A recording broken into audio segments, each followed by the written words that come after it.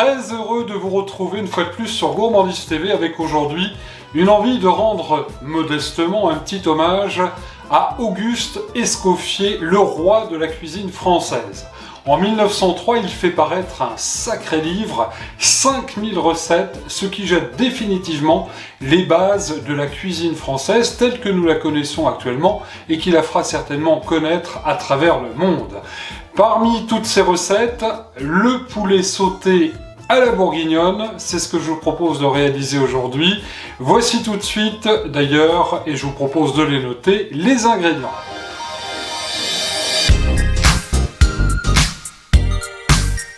Pour réaliser donc notre recette du poulet sauté à la bourguignonne, eh bien j'ai choisi là pour 2 personnes 2 belles cuisses de poulet que j'ai fait couper en 2 par mon petit boucher de quartier. De poulet fermier, hein, bien sûr, on tâche de prendre quand même de la belle volaille. Il nous faudra 125 g de lardon fumé, un bel oignon. Il nous faut également 50 g de beurre, une cuillère de farine. Nous allons également avoir besoin d'une gousse d'ail, qui, vous le voyez, eh bien, je l'ai coupé vraiment tout petits morceaux. Il nous faudra environ 100 g de champignons de Paris, environ 10-15 centilitres d'un bon vin rouge, un Bourgogne bien sûr, de préférence. Alors on n'oublie pas pour l'assaisonnement, évidemment, le poivre et le sel, et puis un tout petit peu de ciboulette. Vous voyez, très peu d'ingrédients, mais ça va faire un plat vraiment savoureux.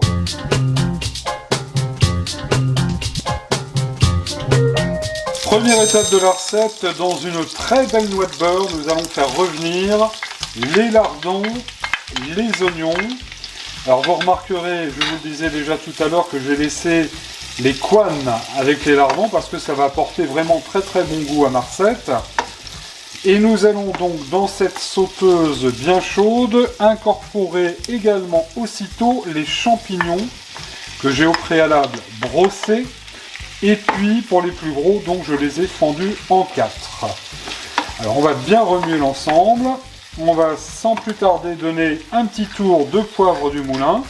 On va pas trop saler maintenant parce que les lardons fumés sont déjà quand même salés. Voilà, là ça va aller. Alors on laisse bien fondre tout ça. On laisse bien rissoler au beurre à la fois donc les oignons, les champignons et les lardons. Quelques minutes plus tard, vous voyez, là ça a bien fondu, c'est parfait.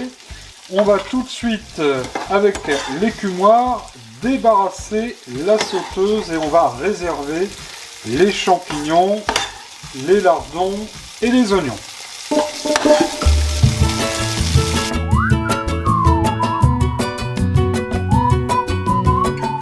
Cela étant fait, deuxième étape de la recette, dans le même beurre de cuisson, nous allons faire revenir notre poulet. Voilà, alors on va bien faire dorer les morceaux et vous remarquerez que je mets le poulet en premier côté peau dans la sauteuse. Alors on fait bien revenir les morceaux de poulet sur chaque face de manière à ce qu'ils soient évidemment bien colorés.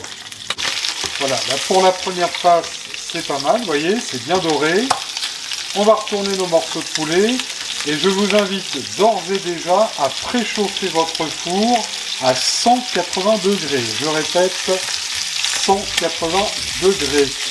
Alors on va juste quand même à ce stade de la recette mettre un petit tour de poivre du moulin. Ça sent déjà très bon dans la cuisine de la mère Mitraille, hein, qui n'est pas là. Et c'est tant mieux. Voilà, on va aussi saler tout de suite un petit peu notre poulet. Et on va continuer donc à le faire bien rissoler maintenant sur l'autre face, de manière à ce qu'il ait là aussi une très belle couleur. Quelques minutes plus tard, on vérifie. Vous voyez, là c'est très bien. Il est bien saisi, bien doré. Et à ce stade de la recette, eh bien, on va tout simplement rajouter au poulet la garniture. Les champignons, les oignons, toute cette bonne sauce. Et les petits lardons bien sûr, on va bien répartir tout ça. Voilà, c'est parfait. Ça sent très bon. Et nous allons simplement recouvrir notre sauteuse. Alors arrangez-vous pour avoir une sauteuse qui va au four, avec un couvercle qui va au four, car tout de suite nous allons mettre au four donc à 180 degrés notre poulet sauté à la bourguignonne pour 25-30 minutes. Vous vérifierez la cuisson, ça dépend bien sûr de la grosseur de votre poulet et de votre four.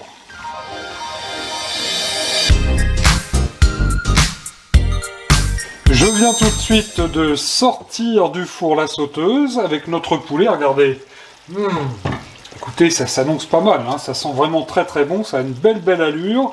Alors on va sans plus tarder débarrasser dans le plat de service le poulet, mais aussi la garniture. Alors une fois l'opération terminée, il reste évidemment le jus de cuisson dans notre sauteuse. J'ai remis d'ailleurs le feu sous la sauteuse. On va y mettre tout de suite l'ail.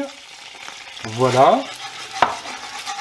Et puis on va déglacer avec le vin rouge. Et on va bien remuer de manière à bien déglacer la sauteuse avec ce bon bourgogne. Et nous allons donc laisser reprendre le bouillon et on va laisser réduire ce jus avec le vin de moitié environ. Une fois réduit, là c'est pas mal du tout. On va y ajouter l'équivalent d'une cuillère à café de farine. On va laisser cuire un tout petit peu. Ça fait déjà une très belle sauce. On remue bien, de manière à ce que ça ne fasse pas de grumeaux. Là, ça fait vraiment une jolie sauce.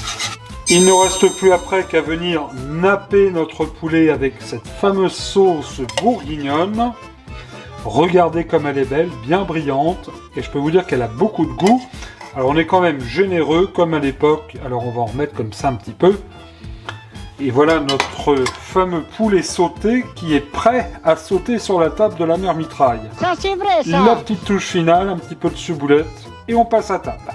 Et cette recette de poulet sauté à la bourguignonne est vraiment un délice. Très facile à réaliser, comme vous venez à l'instant de constater. Nous la devons cette recette à Auguste Escoffier, je vous le disais, le roi des cuisiniers. Et lequel d'ailleurs disait à propos de la cuisine française qu'elle est non seulement un art, et cet art est avant tout notre art national par excellence.